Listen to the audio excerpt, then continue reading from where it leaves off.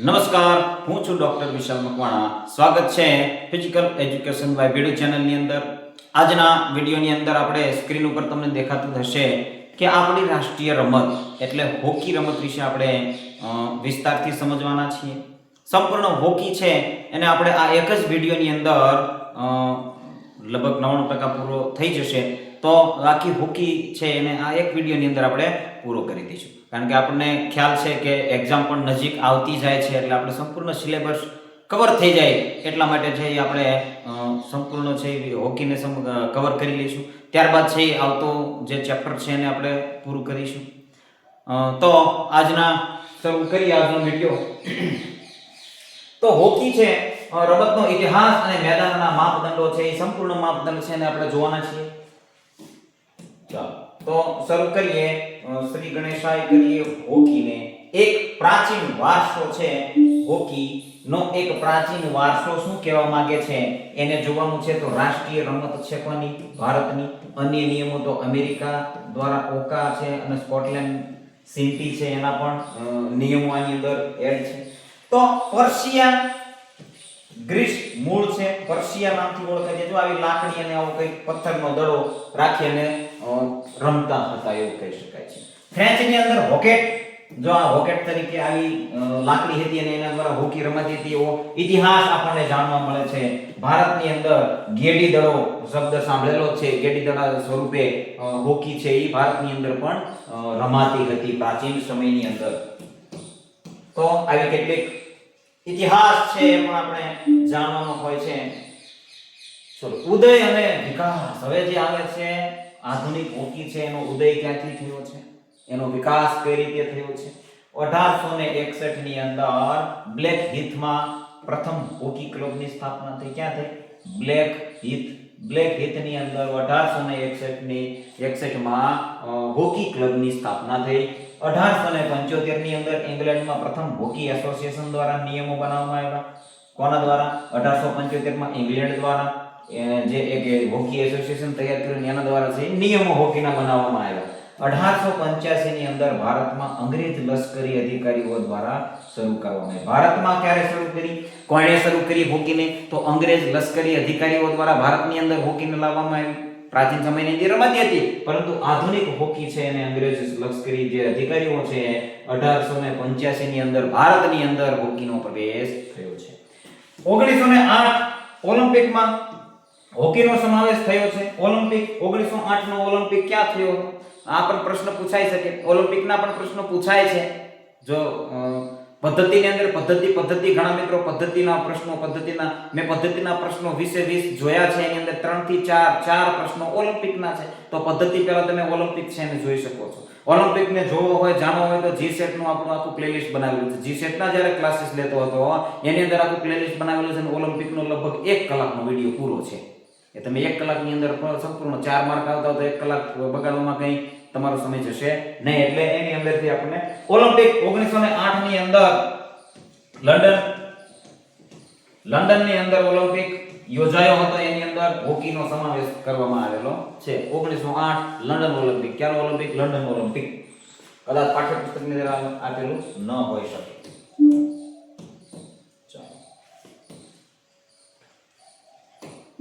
હવે તેની અંદર ભારતના સુવર્ણ પદક છે એની ચર્ચા કરીએ તો ભારતનો અભૂતપૂર્વ વારસો વારસો અને હોકીની અંદર અભૂતપૂર્વ સિદ્ધિ આપણે હાંસલ કરેલી છે. સૌને ખ્યાલ છે આ ચિત્રની અંદર જે આપેલું વ્યક્તિ છે મેજર ધ્યાનચંદ. મેજર ધ્યાનચંદનો જન્મદિવસ ક્યારે છે? 29 ઓગસ્ટે. શું કામ આપણે તેને યાદ કરીએ છીએ? તો 29 ઓગસ્ટને સ્પોર્ટ ડે તરીકે મનાવવામાં આવે છે. નેશનલ સ્પોર્ટ ડે તરીકે સૌને ખ્યાલ હશે કે 29 ઓગસ્ટે સ્પોર્ટ ડે ઉજવવામાં આવે છે. તો શેના કારણે? મેજર ધ્યાનચંદનો જન્મદિવસ ત્યારે છે. તો મેજર ધ્યાનચંદ કોણ છે? હોકીના એક અદ્ભુતપૂર્વ ખેલાડી છે. અદ્ભુત ખેલાડી છે એવું પણ કહી શકાય. ગોલ્ડ મેડલની અહીંયા જો હાર લાગેલી છે. તો સુવર્ણ યુગ આપણો ક્યારથી? તો કે 1928 થી 1956 સુધી સતત સુવર્ણ પદક જીત્યા છે. સતત સુવર્ણ પદક જીતેલા છે આપણે ભારતે. 1928 થી 1956 સુધી સતત ભારતે હોકીની અંદર 1928 થી ભારતે ઓલિમ્પિકની અંદર ભાગ લેવાનું શરૂ કર્યું અને ત્યારથી 1956 સુધી સતત અને 1964 ની અંદર ટોક્યો અને 1980 ની અંદર મોસ્કોની અંદર એટલે ચાલો હવે 1928 છે ક્યારે દર 4 વર્ષે ઓલિમ્પિક યોજાય છે તો ક્યારે આપણને મેડલ મળ્યા છે એની ડેટ વાળી પણ કદાચ આવો પ્રશ્ન પૂછાય જાય કે નીચેનામાંથી કયા ઓલિમ્પિકની અંદર ભારતને ગોલ્ડ મેડલ મળેલું નથી આવો પ્રશ્ન પૂછાઈ શકે છે તો સૌથી પહેલા 1928 આપણે લખી દઈએ 1928 ત્યાર પછી 1928 પછી 1936 ની અંદર બીજો ઓલિમ્પિક યોજાયો છે ચાલો આ 1928 નો ઓલિમ્પિક છે એમ્સ્ટરડમ ઓલિમ્પિક છે અને 32 નો છે લોસ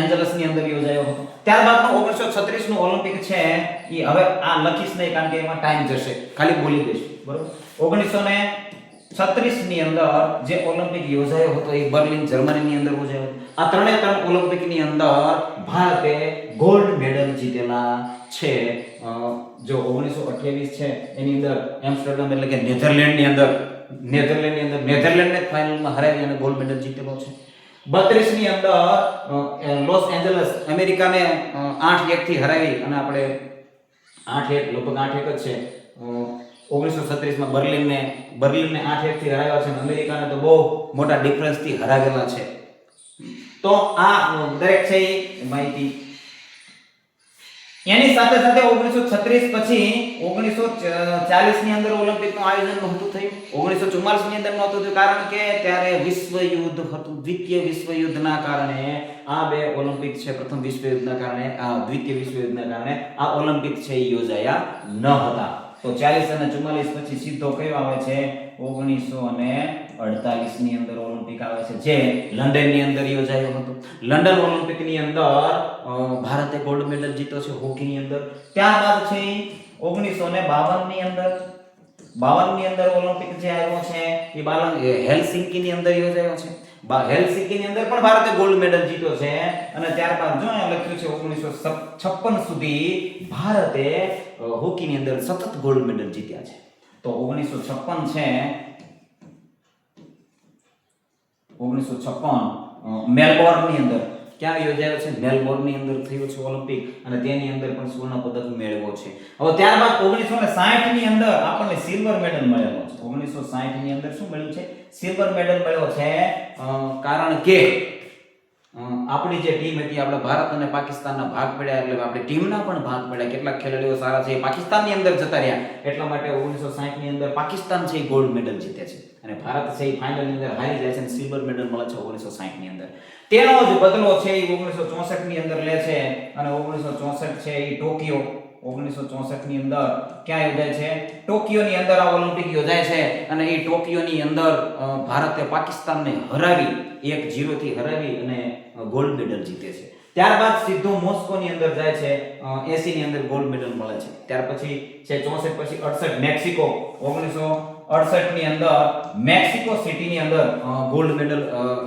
સિલ્વર મેડલ મળે છે કે રજત પદક એક મળે છે સિલ્વર રજત લગભગ મળે છે ત્યાર પછી મેડલની તાલિકા પૂરી થાય છે હોકીનો ઇતિહાસ પૂરો થાય છે અને છેલ્લે 1980 ની અંદર હોકી છે એ પાછી જાગૃત થાય છે હોકીની અંદર ગોલ્ડ મેડલ આવે છે મોસ્કોની અંદર અને પછી હમણાં છેલ્લા કેટલાક વર્ષોમાં છેલ્લા બે ઓલિમ્પિકની અંદર બ્રોન્ઝ મેડલ હોકીની ટીમને મળેલા છે તો આ આખો હોકીનો ઇતિહાસ આપણો ભારતનો ઇતિહાસ છે 1928 થી લઈ અને 1956 સુધી સતત ગોલ્ડ મેડલ છે પછી 1964 માં ગોલ્ડ મેડલ છે 1980 ની અંદર ગોલ્ડ મેડલ છે આમ કરી અને ભારતના તમે જોઈ શકો છો કે આ 60 ને કાઢો તો આ 1 2 3 4 5 6 અને 7 ગોલ્ડ મેડલ ભારતના અત્યાર સુધીના અને આ 80 ગણો એટલે 8 ગોલ્ડ મેડલ ભારતને હોકીની રમતની અંદર મળેલા છે ચાલો તો આ હોકીની વાત થઈ હવે આ મેડલની વાત આવી એટલે આપણે એની અંદર આપણે થોડા પડ્યા છે હવે હોકીના મેદાનનું મેઝરમેન્ટ છે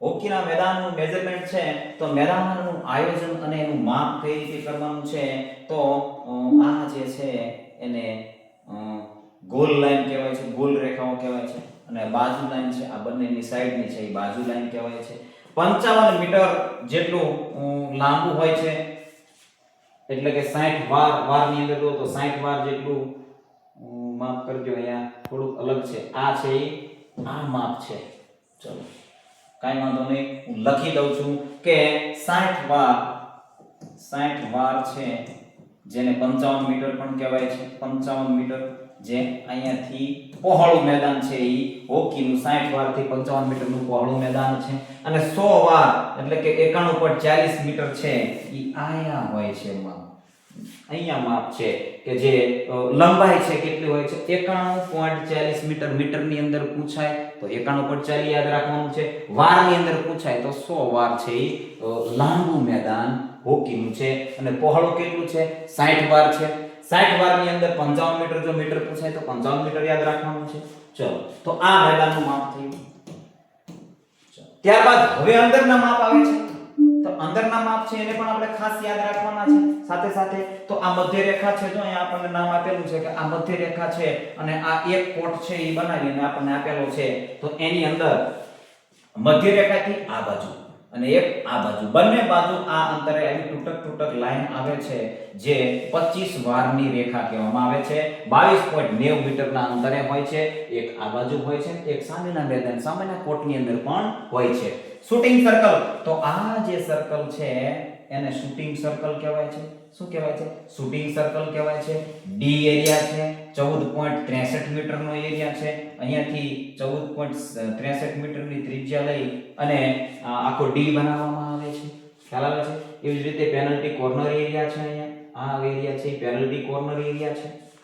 ચાલો તો આવી કેટલીક, હા જો આની અંદર આવે છે પેનલ્ટી કોર્નર માર્ક, જો અહીંયા છે અને અહીંયા છે પેનલ્ટી કોર્નર માર્ક છે 5 મીટર અને 10 મીટર, આ 5 મીટર અને આ 10 મીટર છે, અને પેનલ્ટી સ્ટ્રોક છે અહીંયા વચ્ચે બરોબર એનો માર્ક કરો, બિંદુ મારવામાં આવે છે 6.40 મીટર, અહીંયાથી આ રેખાથી 6.40 મીટરના અંતરે પેનલ્ટી સ્ટ્રોકનું બિંદુ બનાવવામાં આવે છે। લાઈનને યાદ રાખજો, બિંદુ બનાવવામાં આવે, શું બનાવવામાં આવે છે? બિંદુ બનાવવામાં આવે છે, આના અંદરથી કન્ફ્યુઝ થતા હોય છે, પેનલ્ટી લાઈન, પેનલ્ટી બિંદુ। ખૂણાના નિશાન છે 4.55 મીટર હોય છે, આ ખૂણાનું જે નિશાન છે, આ કોર્નર બને છે અને આ જે વચ્ચે નિશાન છે, તો એ 4.55 મીટરના અંતરે આ ખૂણાનું નિશાન છે એ બનાવવામાં આવે છે। ચાલો તો આની અંદરથી પણ મોટા ભાગની માહિતી છે એ આવી ગઈ છે।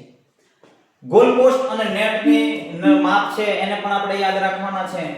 ગોલ પોસ્ટ અને નેટ છે 3.66 મીટર છે, ગોલ પોસ્ટ છે એ પહોળો હોય છે, અને 2.14 મીટર છે એ ગોલ પોસ્ટ ઊંચો હોય છે, અને બેકબોર્ડ હોય છે, આ બોર્ડ છે બેકબોર્ડ, જો બ્લેક બોર્ડ નથી યાદ રાખજો, બેકબોર્ડ કહેવામાં આવે છે, બેકબોર્ડ, બ્લેક બોર્ડ છે નહીં, 46 સેન્ટીમીટર નું હોય છે, જો આટલું છે 46, બાકી આખા ગોલ પોસ્ટ ની અંદર જાળી આવશે, આ એક બોર્ડ છે એ માત્ર 46 સેન્ટીમીટર નું ઊંચાઈનું હોય છે, ખ્યાલ આવે છે। તો આ ગોલ પોસ્ટ આવી રીતે સરસ મજાનો તૈયાર કરવામાં આવે છે। હવે વાત આવે છે હોકી સ્ટિક, આ કદાચ ઇતિહાસની અંદર રહી ગયું છે, આ હોકી શબ્દ છે ઈ હોકીટ પરથી આવેલો છે। હોકીટ નો અર્થ શું થાય છે કે વાંકી લાકડી, શું થાય છે? વાંકી અથવા તો વળેલી લાકડી, આવો અર્થ થાય છે ને હોકીટ ઉપરથી આ હોકી રમતનો શબ્દ આખો આવેલો છે, આવું આપેલું છે આપણા પાઠ્યપુસ્તકની અંદર પણ। ચલો હોકી સ્ટિક છે એની રચના અને નિયમો, આકાર, એક બાજુ સપાટ ફ્લેટ હોય છે, જો તમને ખ્યાલ હશે હોકી સ્ટિક જોઈ જશે, એક બાજુ સપાટ હોય છે, બીજી બાજુ જો આપણે હથેળી કેમ છે એવી રીતે બીજી બાજુ ગોળાકાર હોય છે અને એક બાજુ સપાટ ભાગ હોય છે। તો રિંગ ટેસ્ટ એટલે કે 2 ઇંચના વ્યાસવાળી રિંગ છે એ આના ફોહરી થઈને નીકળી જવી જોઈએ, અહીંયાથી રિંગ આવે છે તો અહીંયા રિંગ છે એ બહાર થઈને નીકળી જવી જોઈએ, 2 ઇંચની વ્યાસવાળી રિંગમાંથી આખી સ્ટિક છે એ પસાર થઈ જવી જોઈએ, એ એનું પ્રમાણભૂત માપ છે। ચાલો ત્યારબાદ સપાટ છે અને એક બાજુ ગોળાકાર, જો આવી રીતે એક બાજુ સપાટ છે, બરાબર, અને વજન શું છે તો 12 થી 28 અંશનો આ સ્ટિકનો વજન હોય છે, લંબાઈ તો 30 થી 37 ઇંચની લંબાઈ તમે રાખી શકો છો, 30 ઇંચ થી 37 ઇંચ સુધીની આ સ્ટીક છે એની લંબાઈ તમે રાખી શકો છો. 12 થી 28 અંશ નું વજન તમે રાખી શકો છો. ખેલાડી પોતાની અનુકૂળતા મુજબ વજન અને એની હાઈટ છે એ વધારી ઘટાડી શકે છે. ચાલો હવે અહીંયા બોલ આપ્યો છે, ખૂબ જ સુંદર મોટો જબરો બોલ આપેલો છે. આવો બોલ હોય છે જો અંદરથી આ રીતના ખાડા ખાડા ટાઈપના હોય છે ને આખો બોલ આવો હોય છે. તો દડો જે છે એની બનાવટ સફેદ ચામડું કે સિન્થેટિક થી થાય છે. સફેદ ચામડું અથવા તો સિન્થેટિક નો ઉપયોગ થાય છે. પરિઘ તો 22.4 થી 23.5 સેન્ટીમીટર નો એનો પરિઘ હોય છે. પરિઘ આખો પરિઘ હોય છે. કેટલો? 22.4 થી 23.5 સેન્ટીમીટર. વજન 156 થી 163 ગ્રામ નું વજન હોય છે. ખાસ યાદ રાખવાનું છે વજન છે 156 ગ્રામ થી 163 ગ્રામ નું આ બોલનું વજન હોય છે. 22.4 થી 23.5 સેન્ટીમીટર એનો આખો પરિઘ હોય છે. સફેદ ચામડું કે સિન્થેટિક માંથી આ બોલ છે એ બનાવવામાં આવે છે. ચલો ત્યારબાદ ગોલકીપરના રક્ષણાત્મક સાધનો કયા કયા છે? ગોલકીપરને સ્પેશિયલ રક્ષણાત્મક સાધનો, કારણ કે બોલ છે ખૂબ જ હાર્ડ આવતો હોય છે એટલા માટે રક્ષણાત્મક સાધનો છે એ પણ ખૂબ જ વપરાતા હોય છે. હેલ્મેટ છે, અહીંયા ચેસ્ટ ગાર્ડ છે, ગ્લોવ્સ છે અને સીન ગાર્ડ અને પેડ છે. સીન ગાર્ડ શું કામ કહેવામાં આવે છે? કોઈને ખ્યાલ છે? સીન ગાર્ડ કારણ કે અહીંયા આપણું જે આગળનું હાડકું છે એને સીન બોન કહેવાય. શું કહેવાય? સીન બોન. સીન બોન હાડકું કહેવાથી એને સીન ગાર્ડ નામ આપેલું છે. પેડ કહી શકો અથવા સીન ગાર્ડ કહી શકો છો. ખ્યાલ આવે છે? તો આવી કેટલીક માહિતી હોય છે એને પણ તમારા સુધી પહોંચાડતા રહીએ છીએ. ચાલો હવે આવે છે ખેલાડીઓની પોઝિશન, એના સ્થાન. કુલ ખેલાડીઓ કેટલા? 16. રમે કેટલા? 11. 5 અવેજી. ચાલો આટલું ખ્યાલ હોવું જોઈએ. હવે ફોરવર્ડ્સ આક્રમણ. ફોરવર્ડ ની અંદર જો ફોરવર્ડ છે. ચાલો છે આ સેન્ટર ફોરવર્ડ છે. ચાલો તો OR, IR, CF, IL, OL આવા બધા નામ આપેલા. હાફ બેક તો આની અંદર H આવશે જો RHB, CHB, LHB. મધ્ય રક્ષક જેને કહેવાય હાફ બેક. ફૂલ બેક તો RB, LB આ રક્ષક ખેલાડીઓ છે. ફૂલ બેક છે. ખ્યાલ આવે છે? ચલો અને આ જીકે એટલે ગોલકીપર. ખ્યાલ આવે? ગોલકીપર. ચાલો હવે આ જે ટૂંકા નામ આપ્યા છે એને આપણે લાંબા કરી અને સાંભળી લઈએ જેથી કરી યાદ રહી જાય. અહીંયાથી જો પેલા સૌથી પહેલા ફૂલ બેક છે એટલે આ આપણા મેદાનની પોતાના કોર્ટની અંદર ડિફેન્ડર તરીકે કાર્ય કરે છે. આ LB એટલે લેફ્ટ બેક. શું કહેવાય છે? Left back. રાઈટ બેક આ RB એટલે રાઈટ બેક. હવે આ સેન્ટર ની અંદર થાય છે તો મધ્ય રક્ષક ની અંદર હોય છે તો left half back, centre half back અને રાઈટ હાફ બેક. ખ્યાલ આવે છે? યાદ રાખજો. પછી OL, IL, IR અને OR. ચલો આઉટ લેફ્ટ અને in left, inside the left અને અંદરની સાઈડ હોય છે એટલે આને કહી શકાય છે કદાચ લગભગ તો એવું જ નામ છે. આ રાઈટ, ઇન રાઈટ અને આઉટ રાઈટ. પછી સેન્ટર ફોરવર્ડ જે આગળની હોય તરફ હોય છે સેન્ટર ફોરવર્ડ એને કહેવામાં આવે છે. કદાચ આની અંદર સુધારો હોય તો તમારી રીતે થોડું જોઈ લેજો. લગભગ તો એ જ નામ છે કે આઉટ રાઈટ અને ઇન રાઈટ. ચલો inside the right, inside right, inside ને ઓકે. ચલો આજના આ વિડિયોને જોઈ લઈએ કેટલો ટાઈમ થયો છે નહીતર પછી બીજી પીપીટી શરૂ કરીએ. 18 મિનિટ જેટલો સમય થયો છે તો હવે છે આવતા વિડીયોની અંદર આપણે લઈ લઈએ છીએ હોકી. કારણ કે 18 મિનિટ જેટલો સમય થઈ ગયો છે અને હજી 2 પીપીટી છે આપણી પાસે. એ 2 પીપીટી છે એને આપણે ભેગી કરી અને એનો વિડીયો બનાવી દઈશું. એ ભલે થોડો લોંગ થતો કારણ કે આની અંદર આપણે થોડી બીજી પણ ચર્ચા કરી જે અગત્યની ચર્ચા હતી એટલા માટે એને પણ આપણે ખાસ જોવા જેવી હતી એટલે એને પણ લીધી એટલે થોડો ટાઈમ વધી ગયો છે. આજના વિડીયોની અંદર બસ આટલું જ. બનાવી લેજો આ ચેનલની અંદર, જોડાયેલા રહેજો. સફળતા સુધી આ ચેનલની અંદર તમને સાથ આપવાનો છે. તમારે ખાલી સાથ મારો છોડવાનો નથી. જય હિન્દ, જય ભારત.